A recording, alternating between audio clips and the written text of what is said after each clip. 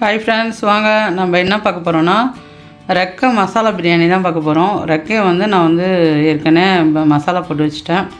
அதில் என்னென்ன போட்டுக்கிறேன்னா மஞ்சத்தூள், உப்பு, தயிர், அப்புறம் சிக்கன் மசாலா போட்டு நல்லா ஊற வச்சுருக்கோம். அதில் 4 மிளகா போட்டு ஊற வச்சுருக்கேன். அதுக்கப்புறம் அரைக்கிறதுக்கு 2 வெங்காயம், அதே மாதிரி 2 நல்ல பழுத்த தக்காளி, டேஸ்ட்டுக்கு ஒரு 15 சின்ன வெங்காயம், ஒரு பூண்டு, ஒரு துண்டு இஞ்சி, அரைக்கிறதுக்கு இது கூட போட்டு அரைக்கிறதுக்கு கொஞ்சம் புதினா, கொஞ்சம் கொத்தமல்லி, 2 கிராம்பு, அதே மாதிரி ஒரு ஏலக்காய், ஒரு பட்டை, அப்புறம் ஒரு ஜாதிபத்திரி, அதுக்கப்புறம் ஒரு ஸ்டார். அவ்வளோதான். இதை போட்டு இப்போ நம்ம அரைச்சிக்கலாம். வாங்க. இப்போ ரைஸ் குக்கரில் எண்ணெய் ஊற்றிக்கலாம் சூடான பிறகு. இப்போ பட்டை வகையெல்லாம் சேர்த்துக்குவோம். பட்டை வகை சேர்த்துக்கிட்டு நெய் போட்டுக்கோங்க. 2 ஸ்பூன் நெய் சேர்த்துக்கிறேன்.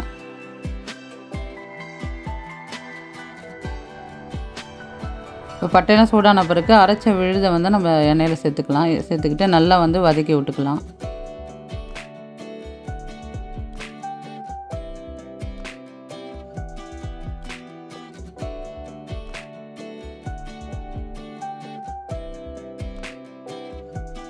நம்ம மசாலா அரைச்ச மசாலா நல்லா வதங்கிச்சு. இப்போ நம்ம மஞ்சத்தூள் சேர்த்துக்குங்களாம்.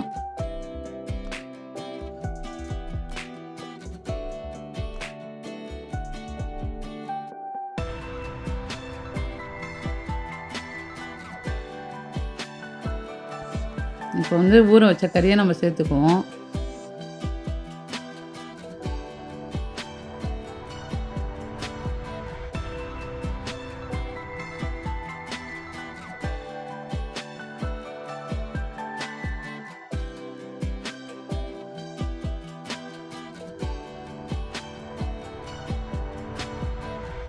இப்போ கறி சேர்த்துக்கப்புறம் பிரியாணி மசாலா சேர்த்துக்கலாம். காரத்துக்கு தகுந்த மாதிரி சேர்த்துக்கோங்க. அதுக்கப்புறம் சிக்கன் மசாலா சேர்த்துக்குவோம்.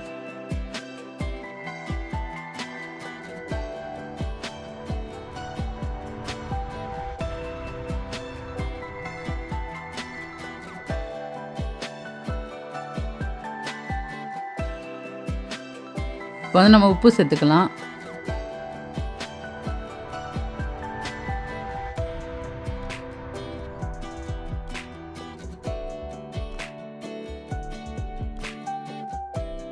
எல்லாத்தையும் நம்ம கலந்துட்டு இப்போ கொதிக்க வச்சிடலாம். நல்லா இப்போ நல்லா கொதிச்சிடுச்சு. நம்ம தண்ணி சேர்த்துக்கலாம். ஒரு கிளாஸ் அரிசிக்கு 1.5 கிளாஸ் தண்ணி அளவுக்கு நான் வைப்பேன். அதே மாதிரி நீங்களும் வச்சுக்கோங்க.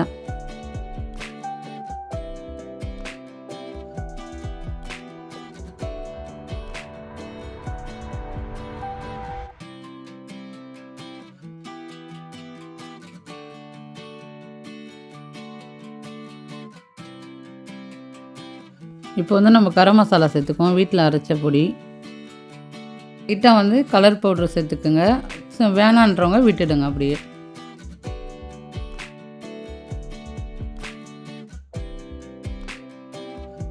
இப்போ நல்லா கொதிக்குது. நம்ம அரிசியை சேர்த்துக்குவோம். ஏற்கனவே அரிசியை நான் கழுவி ஊற வச்சுருந்தேன். இந்த அரிசியை நம்ம இப்போ தண்ணியை வடிச்சிட்டு சேர்த்துக்கலாம்.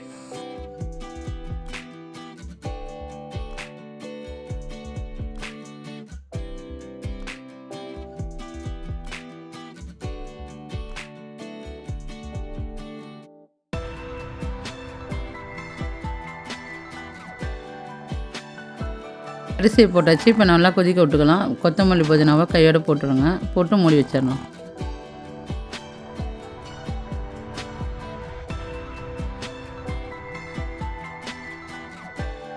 வச்சிடுச்சு. நம்ம லைட்டாக கிண்டி விட்டு நெய் சேர்த்துக்குவோம். இப்போ நம்ம நெய் போட்டதுக்கப்புறம் நம்ம கொத்தமல்லி புதினாவை இன்னும் கொஞ்சம் சேர்த்துக்கிட்டு நம்ம அலுமினியம் பப்பை போட்டு தம்மு வச்சிடலாம். நம்ம ரைஸ் குக்கரில் செஞ்ச ரெக்கை பிரியாணி சூப்பராக ரெடி ஆகிடுச்சு. வாங்க சாப்பிட்லாம். வெங்காயம் தக்காளியெல்லாம் வதக்காமல் நம்ம அரைச்சி போட்டு நான் செஞ்சு காட்டின மாதிரி நீங்கள் யார் வேணாலும் இதை கற்றுக்கிறவங்க செய்யலாம். இதை மாதிரி செஞ்சு சாப்பிட்டு பாருங்கள்.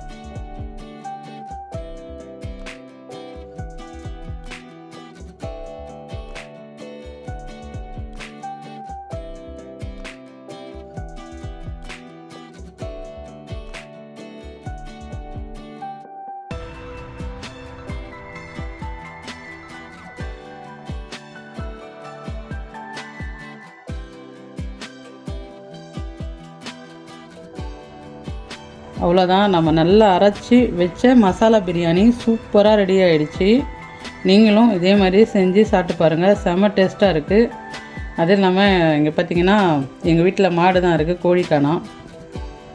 இந்த வீடியோ பிடிச்சிருந்தால் லைக் பண்ணி ஷேர் பண்ணுங்கள், கமெண்ட் பண்ணுங்கள், சப்ஸ்கிரைப் பண்ணுங்கள், பெல் பட்டனை கிளிக் பண்ணுறேங்க.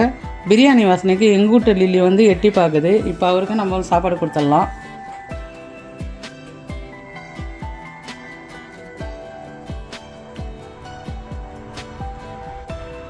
காரெல்லாம் கம்மியாக இருக்கிறதுனால அவர் பிரியாணி செமையாக சாப்பிட்றாரு. அவ்வளோதான், லெக் பீஸு, குட்டி லெக் பீஸோடு நானும் சாப்பிட போகிறேன். கறிலாம் நல்லா வெந்துடுச்சு. நான் வந்து குக்கரில் செஞ்சுருந்தேன், சூப்பராக ரைஸ் குக்கர்லேயே எல்லாமே செஞ்சுட்டேன். சூப்பராக இருக்குது பாருங்கள். நீங்களும் இதே மாதிரி செஞ்சு சாப்பிட்டு பாருங்கள்.